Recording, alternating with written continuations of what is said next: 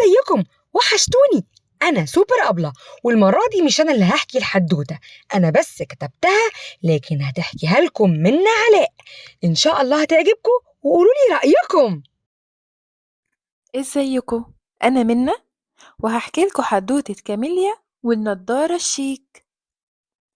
كاميليا بنت جميلة ذكية جدا، ودايما بتحب الرسم والألوان.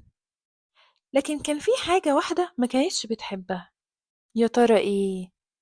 انها تروح المدرسة. طب ليه؟ في اول يوم مدرسة دخلت كاميليا الفصل وهي متوترة شوية، وفجأة سمعت ولدين بيضحكوا، وواحدة بتقول: ايه ده؟ ليه لابسة كده؟ دي عاملة زي القرصان. كاميليا اتكسفت جدا، وحاولت على قد ما تقدر ما تبينش مضايقتها، وما ردتش وقعدت ورا خالص، وما حبتش تتكلم مع أي حد.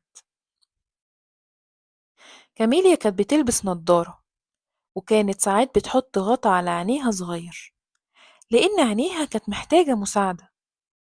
كل حاجة في جسمنا بيجي عليها وقت وبتطلب مساعدة، زي ما بيجي لحد وجع في رجله وبيحتاج يمشي بالعكاز، أو دور برد فبنحتاج الدواء عشان نبطل الكحة. مهما كان شكل المساعدة مختلف، إلا إن كلنا بيجي علينا وقت وبنحتاجه.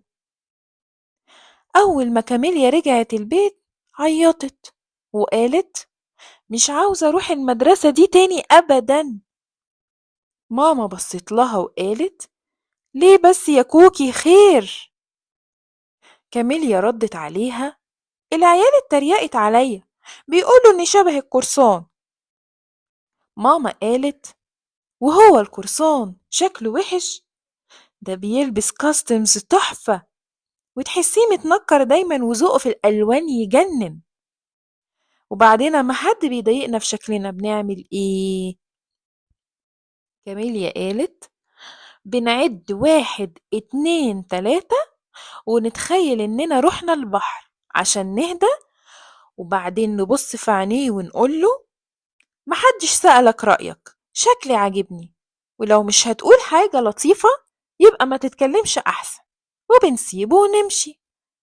ماما حضنت كاميليا، وبابا كمان حضنهم هما الاتنين، وقال لكوكي: برافو عليكي، شجاعة. وفجأة لمعت عين كاميليا وقالت: طيب ايه رأيكم زي البلاستر عيني والنضارة زي القرصان؟ ماما اقترحت: ممكن نحط عليه ستيكرز. وبابا قال لهم: ممكن نخلي كل يوم شكل جديد، ونغير في الإكسسوارات. ماما فرحت وقالت: ونلبس كمان لبس تنكري يناسب كل ستيكر. وتاني يوم دخلت كاميليا الفصل وهي لابسة لبس رائدة فضاء، وعلى البلاستر على عينيها ستيكر كواكب ونجوم بتلمع وبتنور في الضلمة.